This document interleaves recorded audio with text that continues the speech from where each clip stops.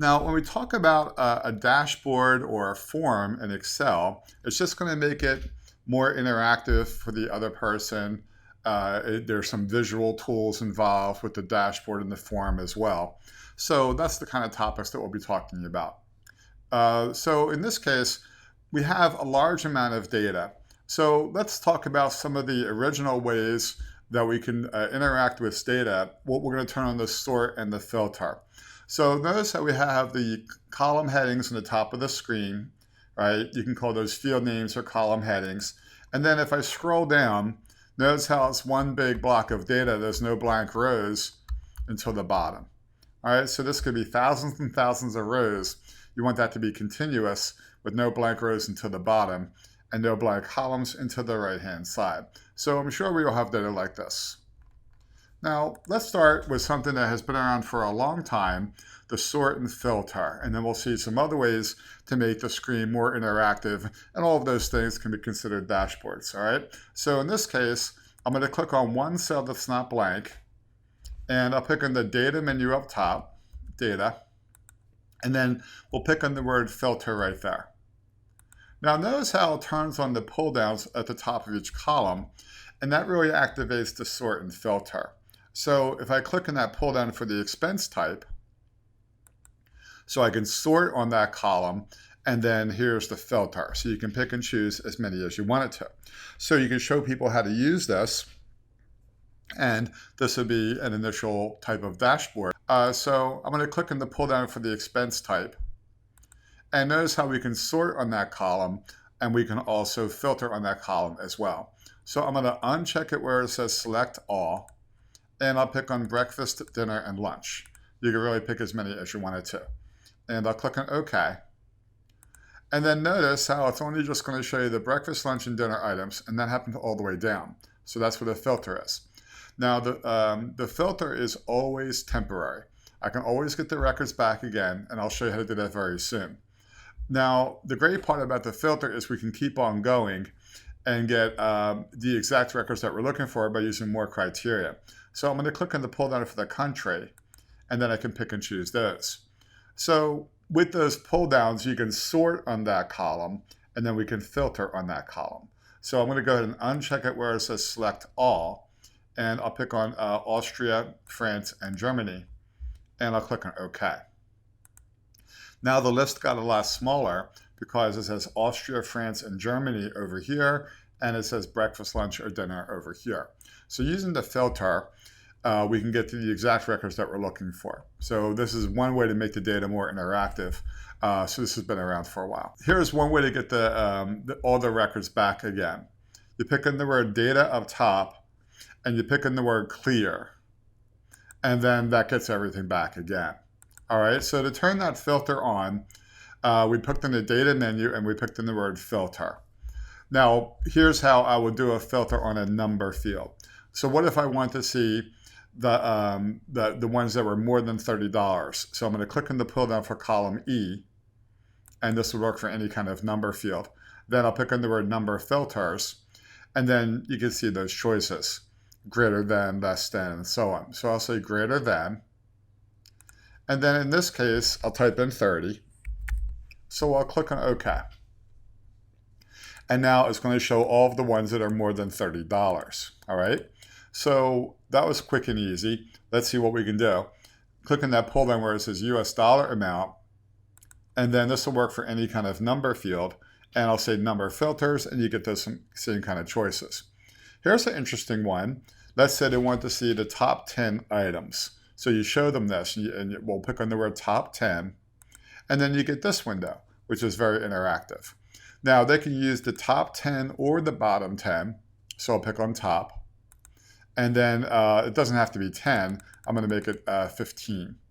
Now, by the way, this item over here with the pull down, the official name for that is called a combo box. And this one over here with the two arrows, the official name for that is called a spin button. So this is called a combo box, and this is called a spin button. The reason I'm saying that is I'll show you how to add both of those items and even more to your screen later on during this presentation. So I'd like to see the top 15 items. I'm going to click on OK. And then these are the highest 15 items. All right. So watch how we got there. We're going to click in the pull down for the US dollar amount. And then I picked a number of filters. And then you see the choices like equals, does not equal, greater than, and so on. But then we also see top 10. Let's get all the records back from the filter. So I'm going to come up here and pick in the word clear. And now everything is back again. Let's see how the filter works with date fields. So I'm going to click on the pull down where it says date. And this will work for any kind of date field. Then we could say date filters. All right. Then you have all these built-in date ranges. Next week, next month, next year, right? Here's even more beyond that. Here's year to date. I'm sure we can all use year to date. Or if I pick on all dates in this period, then you can do it by month or by quarter. So I like the fact that you have all those built-in date ranges when we do the filter on a date field. So here's how to do specific date ranges. I can say equals a date, that's for one specific date. I can say before a date, or after a date, or between two dates. So that's how you do specific date ranges, and then all the other ones are built right in. So the way we got there was I clicked on the pull down for the date field, and this will work for any kind of date field, and then I have date filters, and then you have those choices. So you can mix and match as much of that criteria as you want to get the exact records that you're looking for, and that's what we call a filter. Now, when you're completely done with the filter, we're just going to pick in the data menu, and I'll pick in the word filter again, and that turns it back off again. All right, so to turn it back on, we're going to pick in the data menu, and I'll pick in the word filter, and then notice how that turns on the pull downs, which starts all the things that I showed you. So that's been around for a while, but it's a really good one to know about. It does start to make the data interactive, as we can see. So I want you to see that this one does have the field names. And right now, the sort and filter is not on, right? You can see that it's not on right now. So I'm going to go ahead and click on one cell that's not blank. I'll pick on the home menu up top, home. And then we're going to come over here and we'll pick on format as a table. Good. And then you pick one of these styles. Now, all the styles work the same way. It's just a matter of how you want to see it. So I like this one over here because it'll make it so every other row is going to be that shade of color. So I'm going to click that. This is, and then you make sure you say my table has headers. You want to make sure that is checked. Notice how I do have the field names or the headers up top. So typically we would check that. I'm going to click on OK. This is a formatted table. Notice how it turned on the sorts and filters. That was not there 2 minutes ago. So the sort and filter, like I just showed you, is built right into the formatted table. Notice how it looks better. Okay, it is just easier to read. Now let me show you some of the dashboard components of the formatted table. First of all, it does have the sort and filter, so that's built right into the formatted table. Now, if I scroll down, notice how the headers stay up there. That doesn't happen with normal data unless you do something that's called freeze panes. So that's a visual tool. Notice as I scroll down, the headers stay up there. Now, what's nice about this formatted table is it's going to grow as you add more records or if you add more columns. You can see where the formatted table ends over here with that little triangle on row 210 in this case. So I'm going to come over here and I'm going to add a new row. So the date, let's say I put in today's date. A keyboard shortcut for today's date would be Control semicolon. So I'm going to do Control semicolon, and that'll give us today's date. I'm going to hit the Tab key. Now look what happened.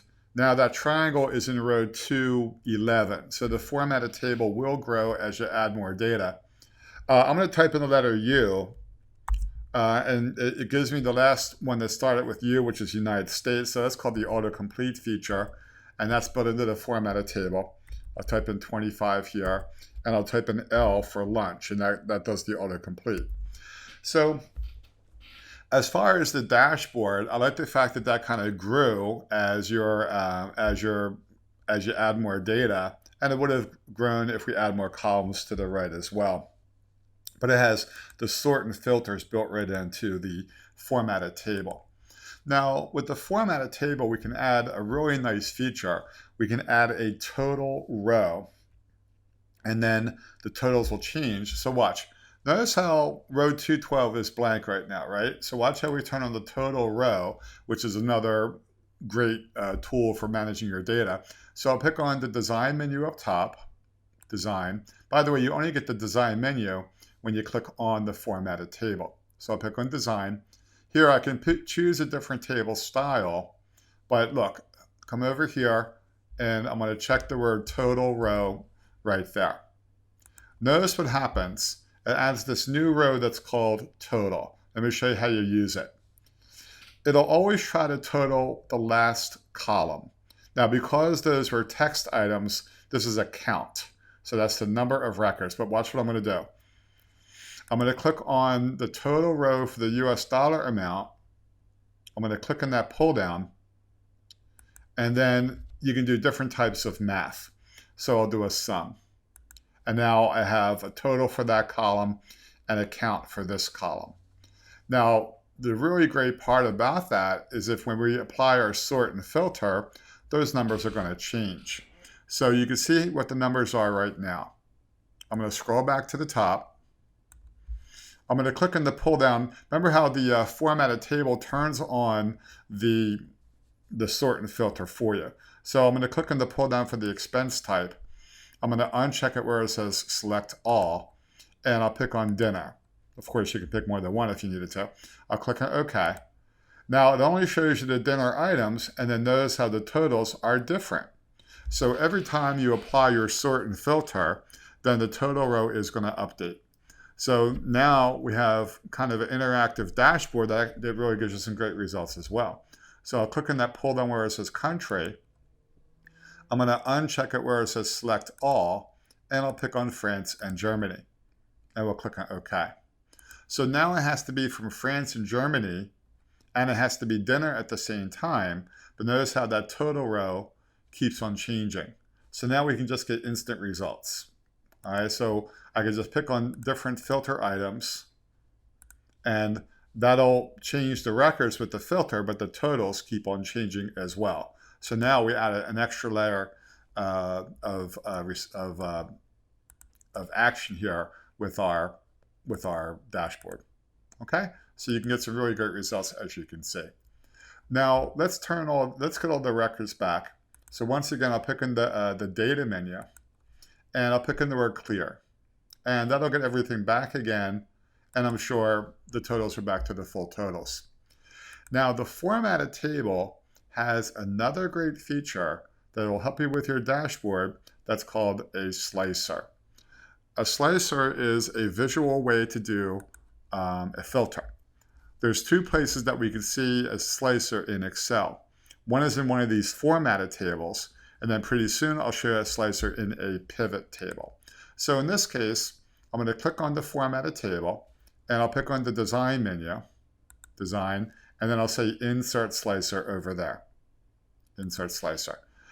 Your slicers are made up of your fields, and you can choose as many as you wanted to. The more that you choose, the more combination of data you'll be able to do. So I'll pick an expense type and country. I could have chosen more than that, but this will make the point that I'm trying to make. So I choose country and expense type. I'm going to click on OK. These are slicers. So I'm going to move these over here.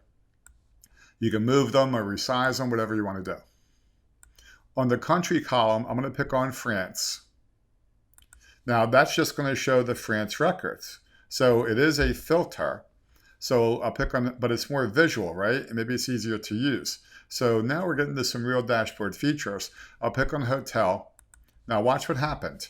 It's going to show me the France and hotel items, but notice how the totals changed. So now it's even quicker when we use the slicers. Now we can get, any combination of data that we're looking for, and that's going to show me those records, but the totals keep on changing as well. So now we have a nice dashboard working. So now to pick more than one from each slicer window, there's a couple ways you can do it. The check marks are relatively new. That came in maybe in the past couple years. When these first came out about 10 years ago, the way you would pick more than one is to hold down the control key. So that's what I want to do. You can hold down your control key and pick more than one, and that's what I just did. So now it has to be Czech Republic, Germany, or Italy, and it has to be hotel, and notice how the totals keep on changing. I'm going to hold down the control key again, and I'll pick on entertainment, gifts, and hotel. Now I have all those combinations, and then you can see how the totals keep on changing. So now we have a really interactive dashboard. I can start to use the sort and filter over there. I can use the slicers to do a filter, or any combination thereof. You can use any combination. To pick more than one, you can hold down your control key. Now to get everything back again, I'm going to click on this X on this slicer window, and I'll pick on this X on this slicer window, and now everything is back, and I'm sure the totals are back to the full totals. So we started off with the formatted table. I picked on the home menu, and I said format as a table, and we picked one of our styles. Once we have that, I picked on the design menu. On the design menu, you can pick a different style. And then here is where we turn on the total row, which I really like. And then here is also where we turn on the insert slicer. All right. So now we're starting to see a very interactive type of spreadsheet. And in effect, we have a dashboard. So now you can leave that like that by saving the workbook. And that's what many people do. They set up these slicers and they save them for the next time by saving the workbook. You can also remove those windows. To remove those windows, I'll pick on the word expense type and then press my delete key there. Or I pick on the word country and then press my delete key there. Now remember, to bring those back again, I'm going to click on the formatted table. I'll pick on the design menu. There's that total row that I like, and then there is insert slicer. In this case, I have to turn on the quick access toolbar like that slide was suggesting. So watch my screen. I'm going to come up here and click on this arrow to the right of the quick access toolbar. Then I'm going to pick on more commands. Now this is the window where I can add things to the quick access toolbar in general. So I'll pick on copy, and I'll pick on add. And now copy is over on the right hand side, which means it's on the quick access toolbar. So watch my mouse. I'm going to come up here where it says popular commands, and then I'm going to say all commands. That's going to give you a much bigger list. Good. Now we're going to scroll down, and we're going to find one that says form.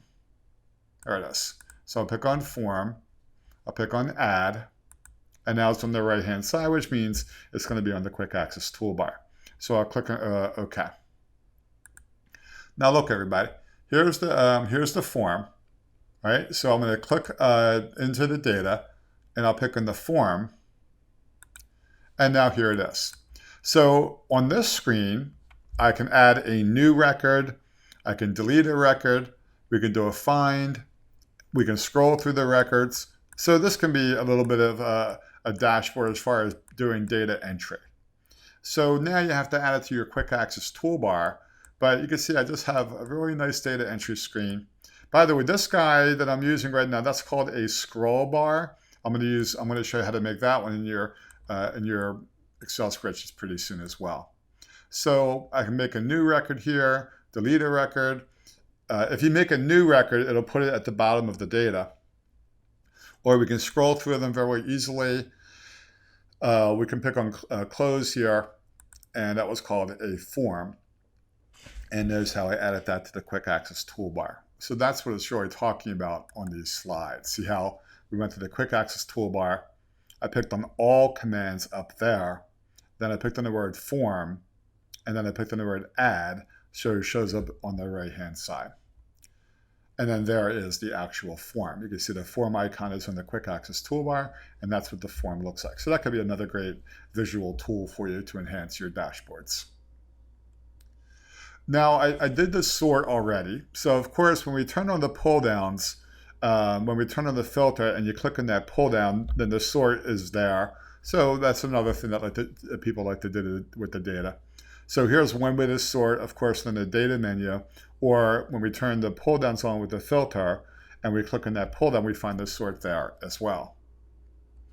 All right, so no problem with the sort. Actually, why don't we go back to that previous screen? Sometimes they want to sort by more than one field. So let me make sure they know how to do that. So I'm going to go back into Excel now.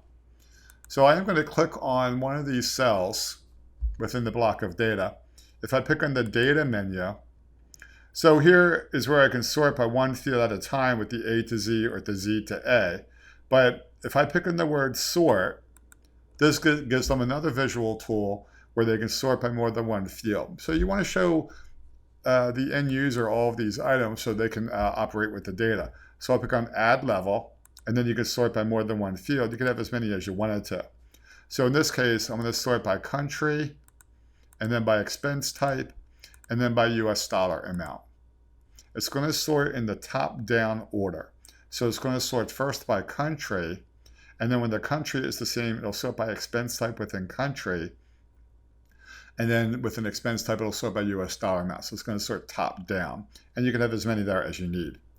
If you come over here, then you can sort each field either ascending or descending independently. So you have a lot of flexibility on this window.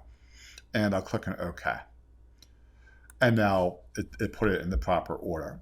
So when you click on the pull downs that come with the filter, there's a way to sort, but that'll sort that one column. If you want to sort by more than one column, you show people how to pick on that word sort, and then they get this screen, which is very interactive, and that can be part of the dashboard as well. All right, so that's why I want to include that in that slide here. So the sorts are great, the filters, the formatted table all works together. Let's go to our next slide. Here's that filter, right? So there is the filter, and we talked about that one already. So if we go to our next slide here, when we pick on the pull down for the expense type, then you can sort on that column, or we talked about that filter.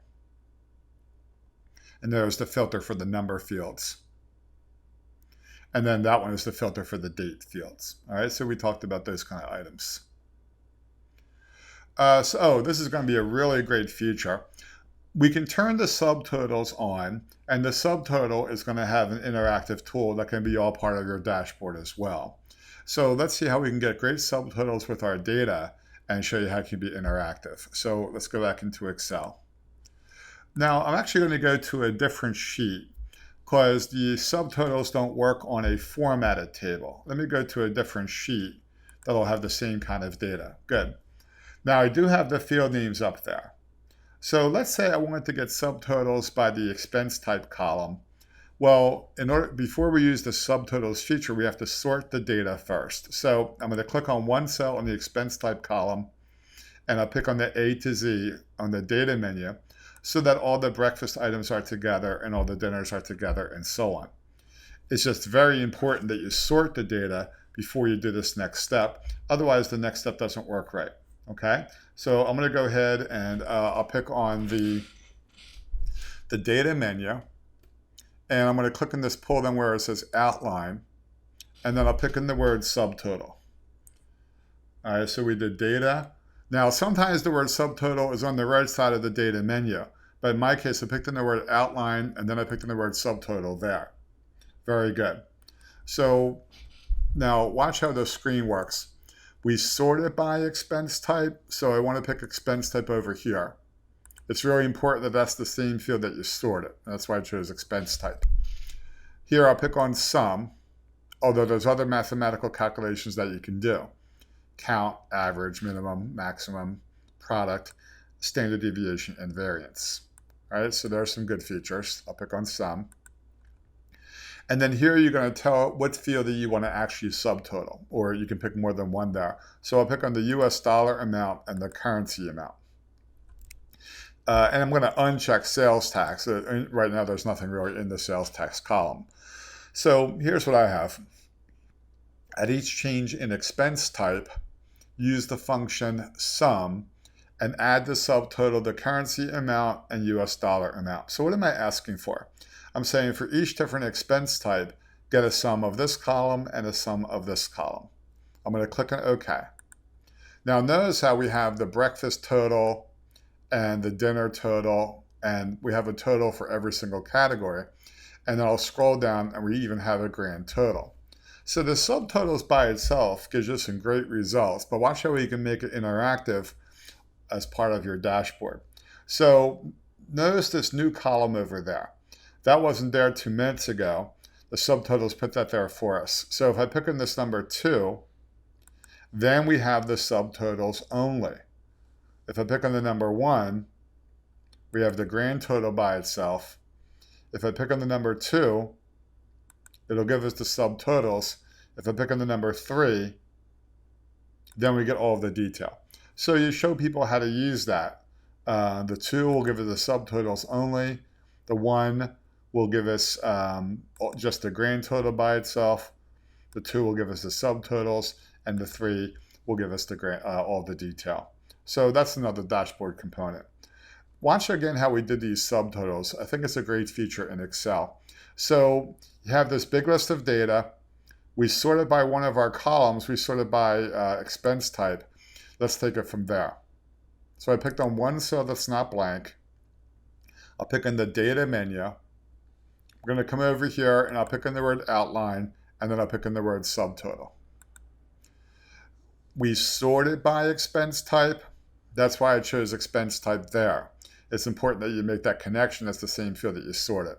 This time I'll choose the word count. So how many are in each expense type? Now, I want to count the expense type column. It doesn't matter which field that we count, but clearly it does matter which field that you sum. Now, look at my mouse for a second. I'm going to uncheck it where it says replace current subtotal. Uncheck it. This way we'll see the sum and the count at the same time. So I'm going to click on OK. Notice now I have the breakfast count and the breakfast total. And that happened all the way down. There's hotel, incidentals, and so on. And then we have the grand total and the grand count. And then watch again, once those are there, watch how they can make it interactive. So if I pick on the number 3, I'll see the sums and the counts. If I pick on the number 2, I just see the sums. If I pick on number 1, I have the grand count and the grand total.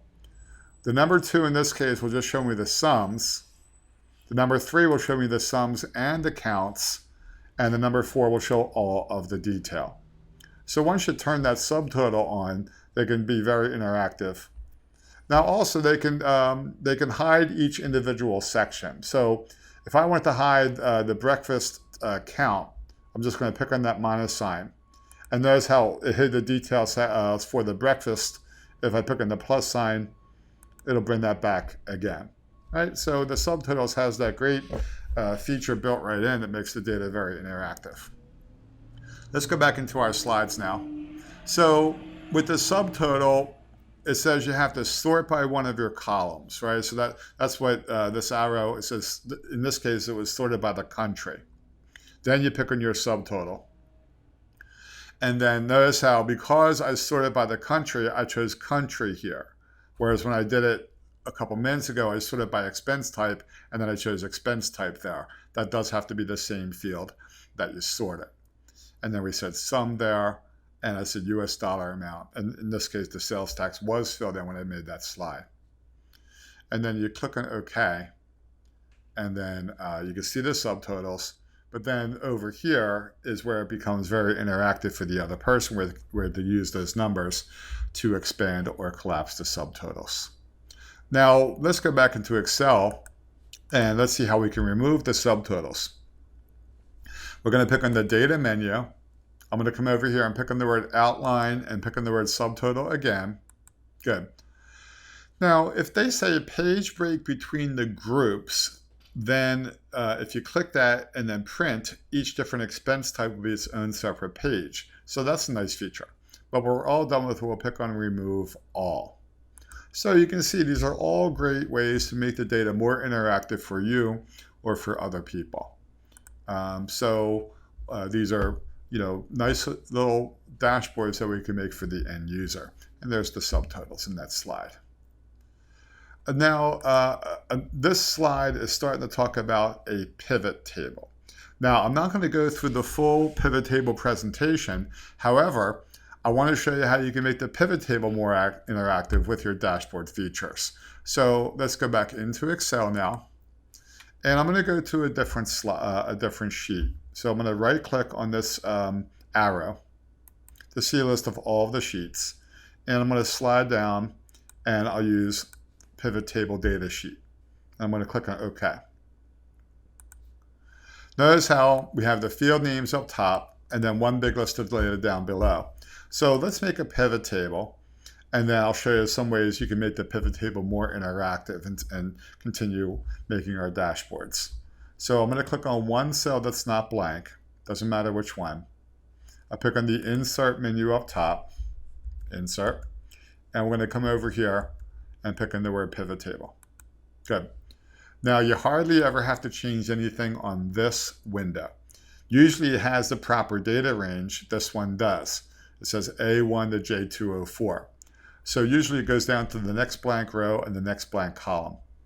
If you want to pick a different range, you can do that, but usually that is the correct range. Typically we'll put the pivot table on a new worksheet. So usually I'll just click on OK on this window. Now let me show you what happened. We were on the sheet that was called pivot table data, but we asked for a new sheet. So now I'm on sheet 1 or the next available sheet. However, the pivot table does come from the sheet that's called pivot table data. So notice how your field names are over here. That's why I kept on saying that was really important to have the field names in the top of the data, because the pivot table does use this.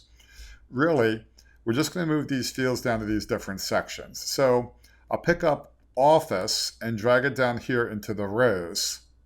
Notice how each row is a different office. So the pivot table is really over here on the left-hand side. We're just building the pivot table over here on the right. Then I'll pick on the word total and drag total over into the values. And now with those two steps, I have a subtotal for each office. Right, so you can really get some great results with the pivot table by itself. And then usually we like to have the columns going across. So in this case, I'll pick up the word airline and drag it over into the columns. So this is what people would usually call a pivot table, when it has the columns and the rows. I think it gives you a lot of information. So I have a cross-reference for each office for each country, for each airline I mean. Each office has a row total on the right. Each column has a column total, and we have a grand total. So I really think it starts to give you a lot of information. Now, let me show you a couple ways that you can make this interactive. So if you double click on any of the numbers, it's going to give you something that's called a drill down. So this is something you want to show other people. So to get the detail, I'm going to double click on that number. It takes you to a different sheet that shows you all the detailed transactions that make up that number. That's called a drill down. I think that's a great feature, and it's built right in. So you want to show people that so they can interact with the data that way. Notice that time it made sheet 2. So every time you do that, it's going to make a separate sheet for you. So I'll pick on sheet 1. Try that again. I'm going to double click on one of those numbers, double click. Then it brings you to a different sheet that shows all of the detailed transactions for that number, and that's called a drill down. I think that's a great feature, and it's built right into the pivot table. Notice that time it made sheet 3. If you notice, it made it into one of those formatted tables, and then we could do all the things that the formatted tables can do from there. But let's go back to sheet 1. Okay, let's continue to make this more interactive. So the pivot table itself is going to have the sorts and filters built right in. So you point this out to other people. If you click on the pull down where it says row labels, they can sort on, in that case, the office, or filter by the office. I can click on the pull down where it says column labels, and then I can sort and filter on that field. So make sure you show people that. Now, this is another one you want to show people to interact with the pivot table. In this case, it would have sorted the office field or filtered by the office field. In this case, it would have sorted or filtered by the airline. Watch how you can sort on any other column. They might say, well, who has the best grand total? So I'm going to right click on one number on the grand total column, pick on the word sort, and then I'll say sort largest to smallest. And then we can see how Minneapolis had the highest total for the grand total. So you show them, you can right click on any number, and then pick on the word sort, and then be able to sort that column. All right, so the normal sort and filter that you're used to are built right into the pivot table. Now, let me show you some of the interactive tools that make it more into a dashboard. I mean, those two items by themselves make it interactive, and we're getting to be a dashboard there, but let's make it even more interactive. So remember how we add the slicer into the formatted table? Well, we can add the slicer into the pivot table as well. So in this case, I'm going to click on the pivot table. I'm going to pick on the design menu up top. Design. No, actually, we're going to pick on the analyze menu. Let's pick on the word analyze. So when we pick on analyze, it says insert slicer right there. All right, so we're going to go with insert slicer. Your slicers are made up of your fields, and you can choose as many as you wanted to. The more that you choose, the more combination of data you can do. So I'll pick on destination and commission. I could have chosen more than that, but this will make the point that I'm trying to make. So I chose destination and commission. I'm going to click on OK. These are slicers. So I'm going to move this one over here, and I'm going to resize that one, and I'll move this one over here. So you can move them or resize them, whatever you want to do. On the destination slicer window, I'll pick on Chicago. Notice how that changed the numbers because now it's only the ones whose destination is Chicago. Now, let me show you what this is really showing us at this time. If I come down here, let's pick on the sheet that's called Pivot Table Data. This is where the pivot table gets its data from. Notice how there is a column that's called Destination, and now it's only showing you the ones whose destination is Chicago. So the slicer is a visual tool that can be used as a filter, but it's just more interactive, it's more visual, and that's what makes it into a dashboard. Remember how we found the slicer in the formatted table, and now here's a slicer on the pivot table. I'm going to go ahead and click on sheet 1, and we're back to here again. So even though the destination isn't shown on the pivot table, I can filter on those fields. So in the pivot table, you can filter on these fields that are part of the pivot table. Then you can add your slicers to filter on all of your other fields as well. I'll pick on Dallas and see how the numbers change because now it's just the ones whose destination is Dallas. I'll pick on yes here. Then I can get different combinations, as you can see, with the normal filters. So between the filters and the slicers, you can start to get the exact data that you're looking for. All right, so this is very good. Now to pick more than one of these, we're going to hold down the control key on our keyboard. So if I hold down control, then I can pick more than one of those to get different combinations, right? So you show people this, and you can see how it makes the data very interactive. So now this is a major component of the dashboard. Now, so is the normal sort and filter. I keep on stressing that because that's been there for a while. But then the slicers add a new component to it.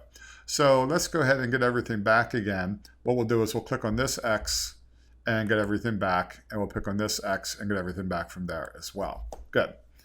Now, another component of the dashboard that goes along with the pivot table is a timeline. A timeline is a slicer that goes against a date range, so we can do a date field, so we can do a date range. Watch how we use a timeline. I'm going to go ahead and click on the pivot table, pick on the Analyze menu, and then right near Insert Slicer, it's going to say Insert Timeline right there. Good. Timeline is going to be based on a date field. So let's pick on the flight date, and I'll click on OK. This is a timeline. So I'm going to move this right over here. So notice how it's organized by month right now. So we're going to come over here and pick on the word month. Then we can organize it by year, quarter, month, or day. So I'll pick on the word year. Then it's organized by year. So watch. I'm going to scroll over to the left, and I'll pick on 2013.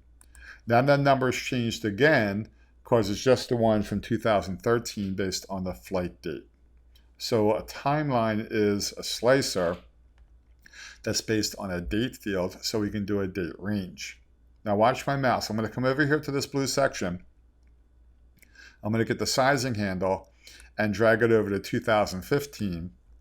Now it'll show everything from 2013, 14, and 15 based on the flight date. Combine that with your other slicers and your other filters, and now you can see how it's very interactive, and now we're starting to make a nice dashboard, okay? So you just show this to other people, and it really brings your data to life. They can get different combinations of data using the filters. Remember how we can also do a sort there. Tell them that you can right-click on any number and do a sort on that field. If they double-click on a number, on any number, they'll get the drill down. And we can also use the slicers and the timeline to get the exact combination of data that we're looking for. So let's get everything back again. I'm going to click on this X on this window.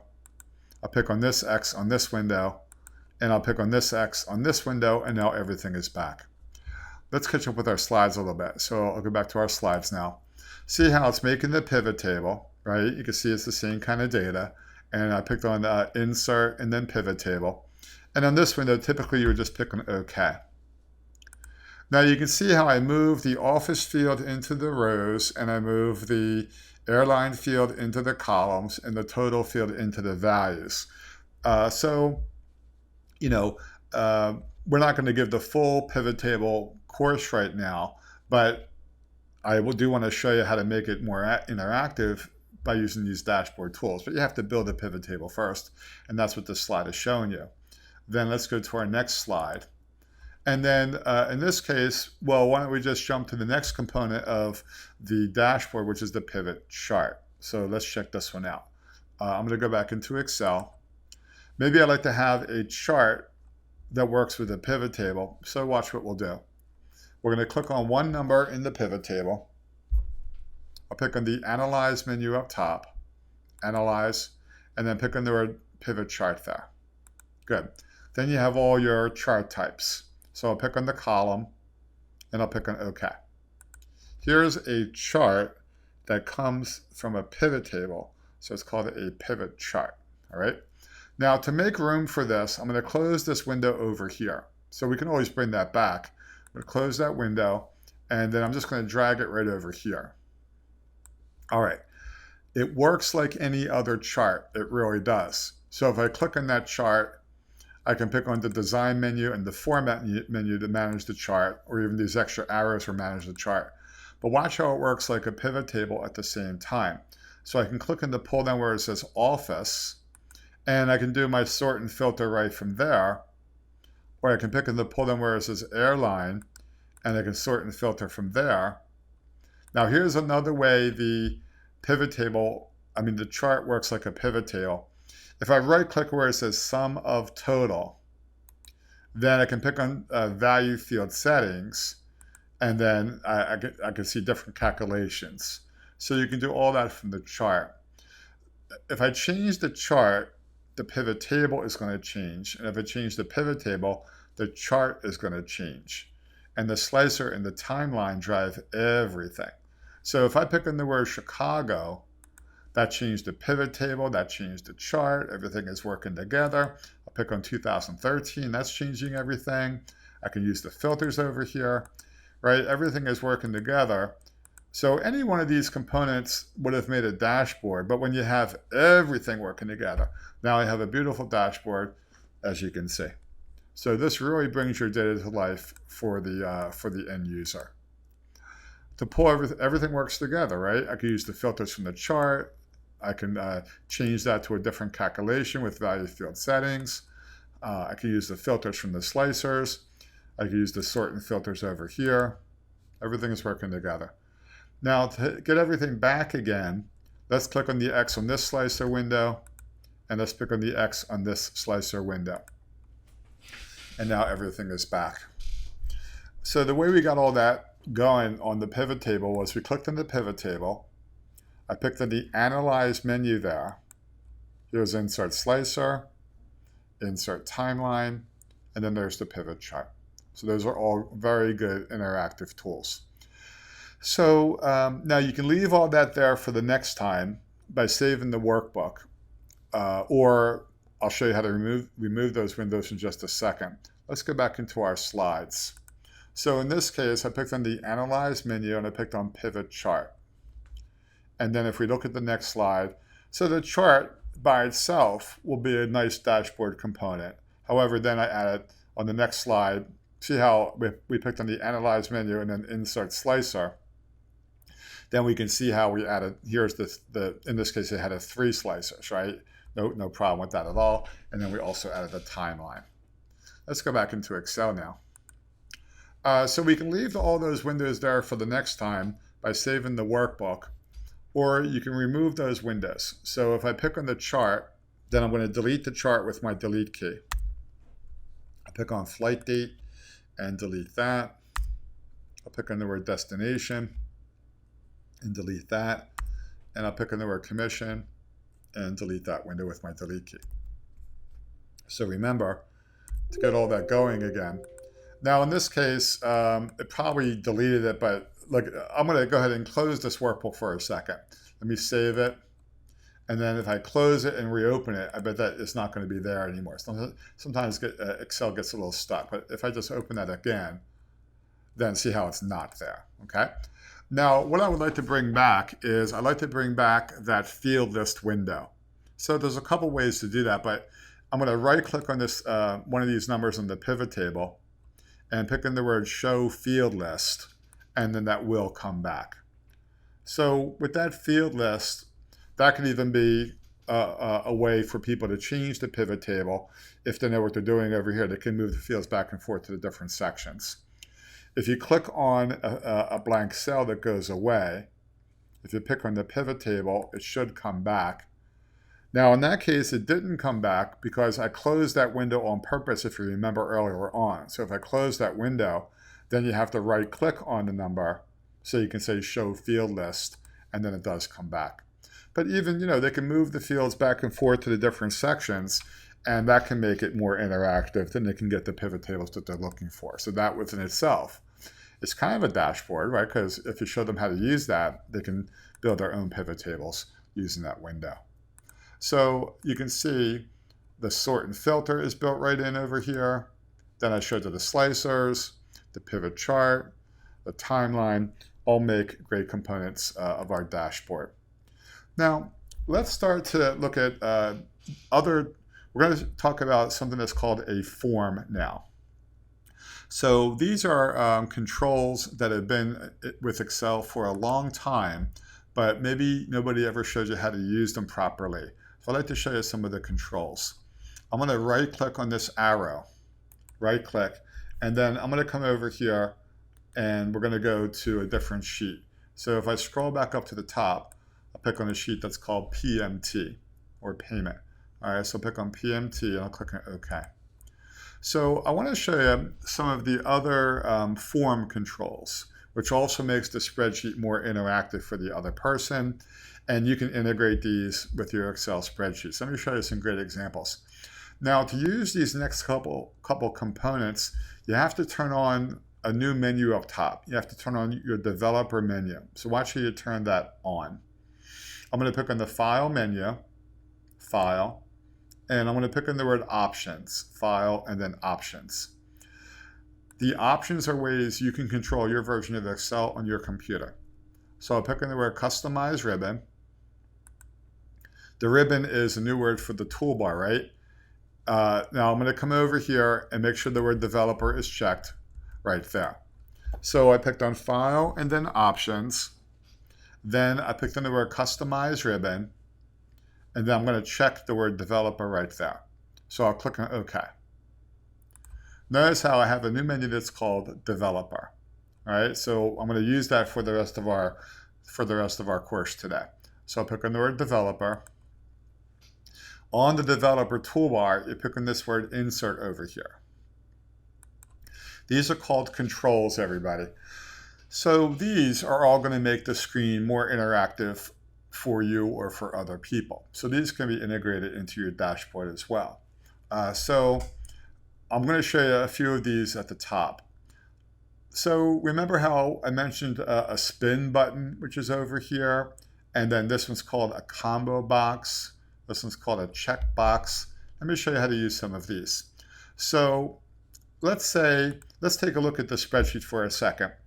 If I pick on D4, D4 has a formula. It's using the PMT function, which means payment. It's under the financial category of your built-in functions. It really does calculate the monthly payment based on the principal and the term and the interest rate. So here's how we're going to use that spin button, which is one of the controls. I want that term to go from 10 years up to 40 years in increments of 5. So we can use a spin button to do that. Watch. So I'll pick on the developer menu and I'll pick on insert right there. Good. Now I'm going to go ahead and pick on this guy with the 2 arrows. When you move your mouse there, it'll say spin button. So I'm going to click that. Now you can always move it after the fact, but I'm going to move it next to that number 30 and I'll click again.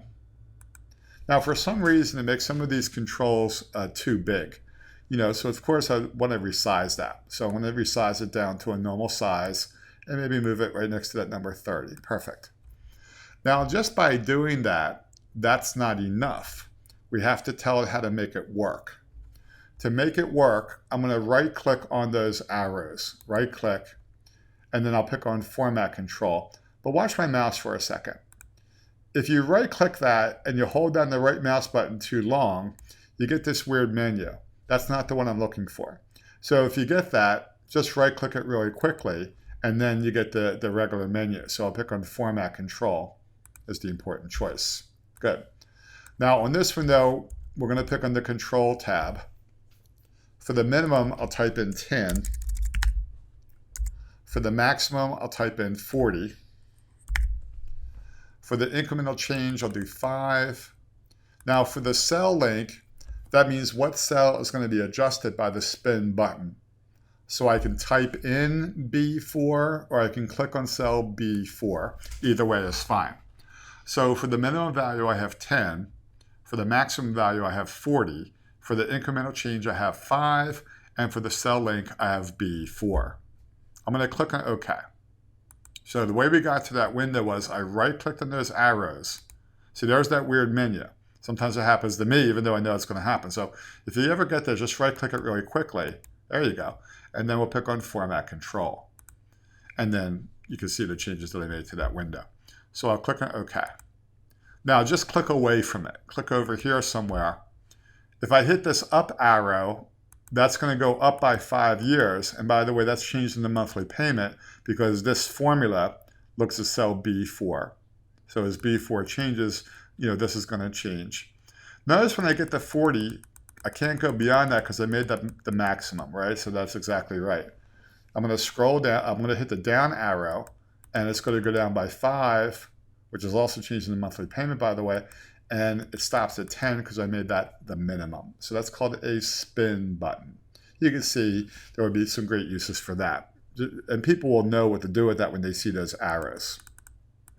All right, so let's see some more of these controls, which will help you make your forms or interactive dashboards, if you will. All right, so let's try another one. I'm going to come over here and I'm going to say, pick a number from 1 to 30,000. Now over here, we're going to use something that's called a scroll bar. So a scroll bar is good for a larger range of numbers. So a spin button is good for a small range of numbers like we just did. A scroll bar is good for a larger range of numbers. Let's see how this one's going to work. So once again, I'll pick on the developer toolbar and I'll pick on the word insert right there. The scroll bar is going to be this one on the second row. When you move your mouse there, it'll say the word scroll bar. So I'm going to click that. And then you can always move it after the fact, but I'm going to move it right about there.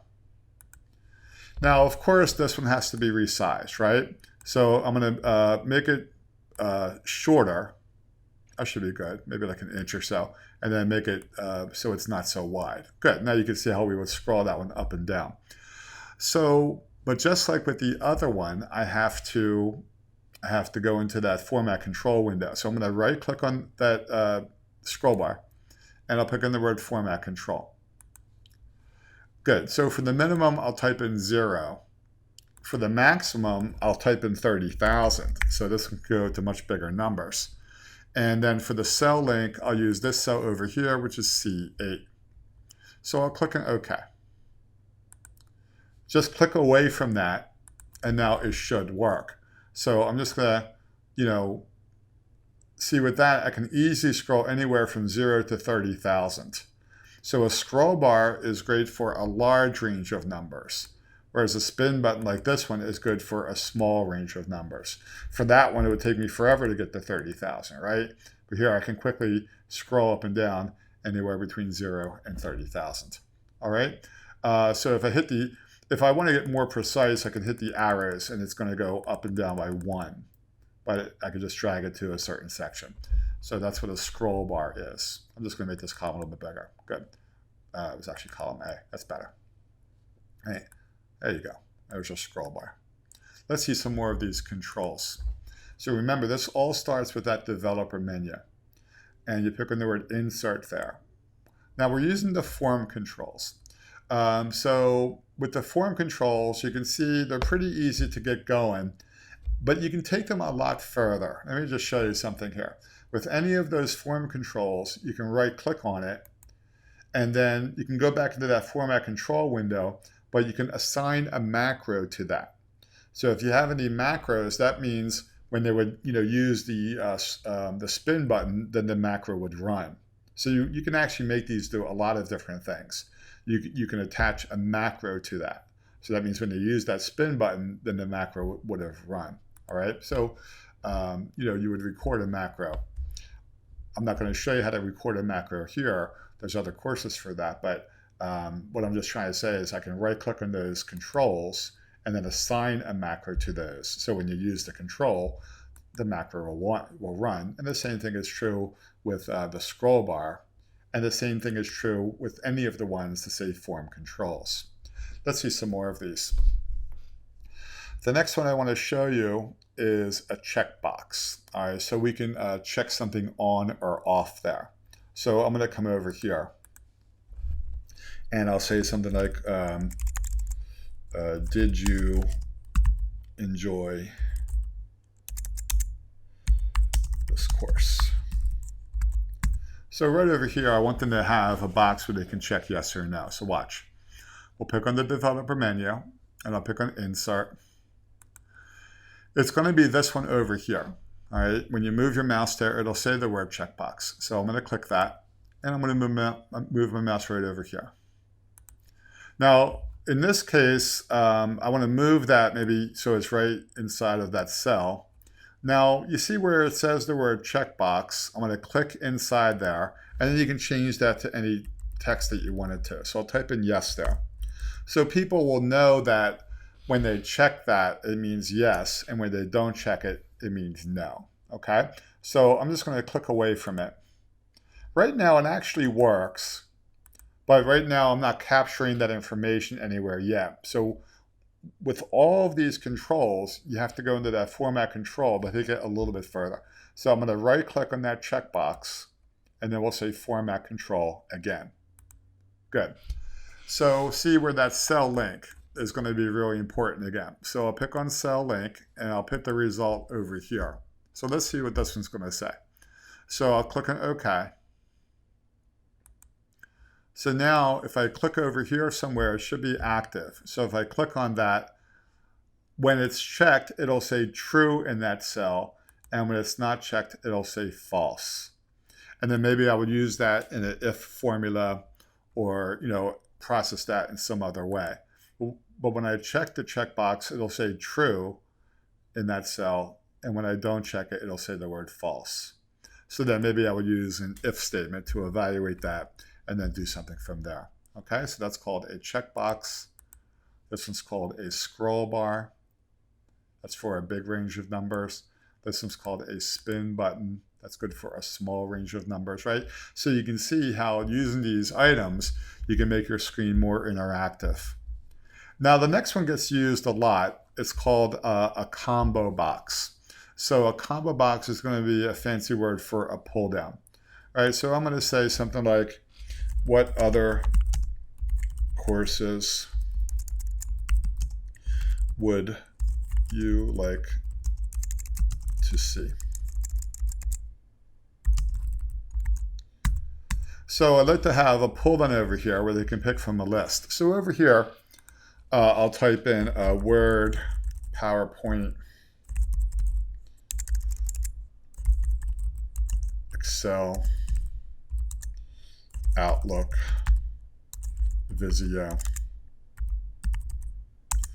And then we can do, let's see, Windows, Access, SQL, Power BI. I teach all those. I have courses in all those.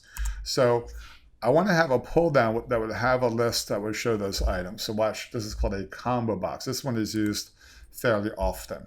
So I'll pick on the developer menu. I'll pick on insert. I'm looking for this one. It's called a combo box. You can see where my mouse is. So I'm going to click that. And again, I'm going to move it right over here. Now, I don't know why they make these big like that. So I'm just going to move that for a second. I'm going to resize it so it's not so tall. There you go. Now it looks, now it looks pretty normal, right? Well, just like all of the other controls, we have to do that next step. So I'm going to right click on that one and I'll pick on Format Control. So then we're back under this window. I'll pick on the Control tab. The input range is going to be the list of items. For the input range, I'm going to highlight from J1 to J9. Right, J1 to J9. I'll pick on a cell link. In this case, we'll use this cell over here. All right, so I picked on D15. So a really important one is the input range. That's where it's going to get the list of information from. And then the cell link is where it's going to put the result. So let's see what this one's going to be like. I'm going to click on OK. Now I might resize that a little tiny bit so it fits into that cell. Good. So let's try it. I'm going to click over here. What courses would you like to take? Let's say I'll pick on Outlook. Now this is kind of weird. I put the number 4 there because Outlook is the 4th item on that list. 1, 2, 3, 4. And if I pick on Visio, Visio is the 5th course. 1, 2, 3, 4, 5. So it puts the number 5 there. So when you use that in real life, perhaps I would like to take that number and convert it back to the actual word. Well, this would be a really quick way to demonstrate the VLOOKUP formula. So watch, I'm just going to type in, give those all a number over here. All right, so when I click on this pull down, it does show me the list. If I pick on Windows, it says the number 6. I like to take that 6 and run it against this table to translate it back to the actual word. So that would be, like, to really use this in real life, I'll use something that's called VLOOKUP to convert that 6 to the actual word. So I'll say equals VLOOKUP, open parentheses, and then the lookup value is that number 6, which is a D15, comma. The table array is going to be this list over here, starting with the numbers over to the word Power BI. In my case, it says I1 through J9. And the column is going to try to match this column I, because that's the first column of the table. I type in a comma. The column index number this time is going to be 2. In the table, this is column 1, and this is column 2. I want the word, it's the second column, 1, 2. So I'll type the number 2 there. Then I'll type in a comma, and then typically we'll do an exact match. So I'll double click on an exact match there, which puts the word false into the formula. And I'll close the parentheses. So the whole thing says equals VLOOKUP, open parentheses, D15, comma, I1 colon J9, comma 2, comma false, close parentheses. Okay, let's see if that's correct. What other courses would you like to see? So I'll pick on PowerPoint. PowerPoint was the second one on that list, so I put the number 2 there, and then I used the VLOOKUP, and then it returned the word PowerPoint there. So when you use this control in your forms, when you use that combo box, it's going to give you the number of that occurrence in that list. So if I pick on Excel, it's the 3rd occurrence. Then I took that 3 and used the VLOOKUP to look up in this actual table to convert it to the actual word. So I'm just trying to show you how you would use these in real life. But anyway, there is a combo box that you can use in your forms. All right, so this is all part of a form, which really can make a very nice dashboard, as you can see, all visual tools, right? Anything we can do to make the screen easier for the other person, that is all included in the forms and dashboard conversation. Now let's do another one over here. So I'll pick on the Insert tab of the Developer menu. So I want to show you this round one over here. It's called an Option button. So I'm sure you've seen the option buttons before. It's going to be where you can have them pick one from a list, but they can only pick one at a time. Now the option buttons will work better if you put them into one of these group boxes. So let's do a group box. That'll be like kind of the container. So I'll pick on the container right there. And then I'm just going to come over here and make an actual rectangle. Good. So I'm going to go ahead and instead of group box there, I'm going to click there so I can get rid of that text. And I'll say Excel courses. And just click away from there, all right? Now, the option buttons are going to go into that, into the group box. Watch. I'll pick on the Developer menu. I'll pick on Insert. Now, we're looking for that round one over there. It says Option button. So I'll click that. And I'm going to click inside of the group box, right? It's important that these all go in the group box so it'll know that they go together. So I teach a course on Excel charts, right? So I'm just going to make a couple more of these option buttons. I'll pick on Insert again. I'll pick on the round one again.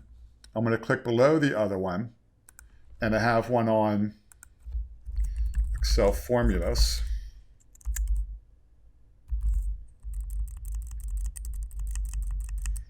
Okay, and let's just do a couple more. I'll pick on Insert, I'll pick on the round one. I'm going to click below the other two, and we have one on Excel pivot tables.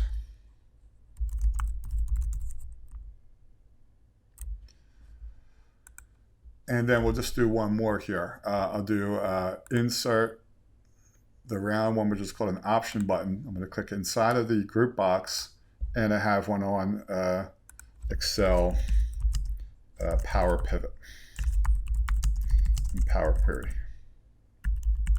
Okay. Now, first of all, what I would do is I would line those up. See how they're not lined up? I'm going to hold down the Control key on my keyboard. All right, so I'm just going to hold down Control. I'm actually going to right-click on these. So I'm going to right-click on Excel Charts, right-click on this one, right-click on this one, and right-click on this one. So because I held down the Control key, I right-clicked on them, they're all selected. Watch how we're going to line these up. So you pick on the Format menu up top, Format, and then you pick on the word Align, and then you say Align Left. Now they're all lined up, right? Now this is really, really subtle. Notice how they're not equally spaced. So make sure they're still selected. Then I'll pick on Format again, and I'll pick on Align, and I'll say Distribute Vertically. And that'll make them so they're equally spaced. So now it looks a lot better, right? It actually works right now. I can only pick one at a time, you see? That's the whole point of the option buttons. Now, because I put them all into the group box, it knows that they're together. So it lets me pick one at a time. But I'm not capturing the value yet. So once again, I have to go into that Format Control window. So I'm going to right-click. I just have to right-click on one of these, and then they're all going to work. I'm going to right-click on Excel Charts, and I'll pick on Format Control.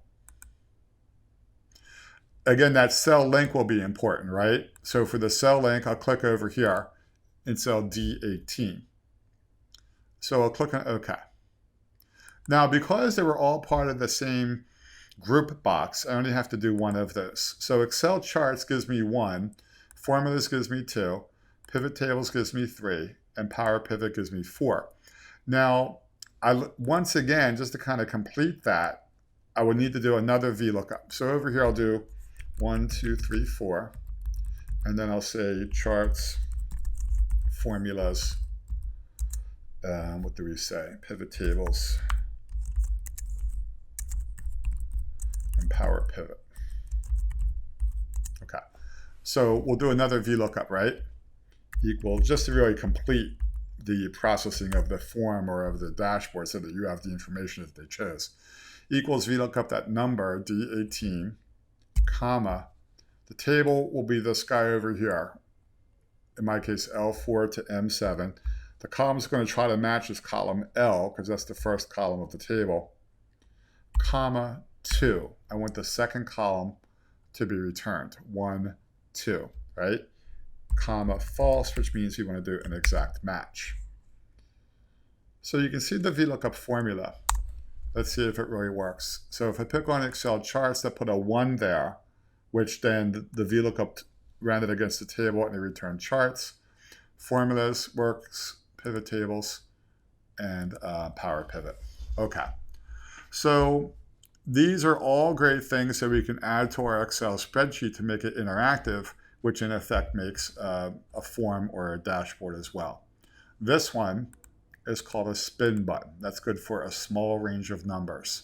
This one is called a scroll bar. That's for a large range of numbers.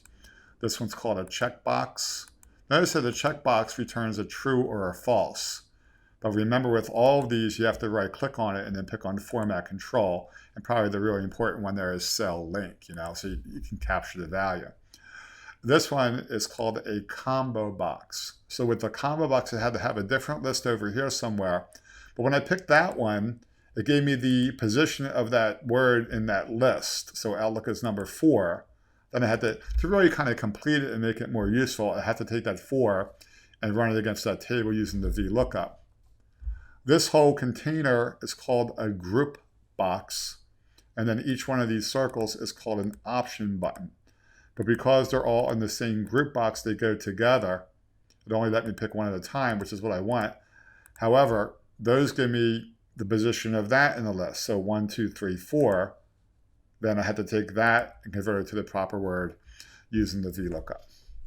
So everybody, between the normal sort and filters that are built right in, the formatted tables, including the total row and the slicer, the pivot tables, which has all the sorts and filters in the slicer, and the pivot chart, and the timeline, and then these form controls. These are perfect ways to make your Excel spreadsheet more interactive.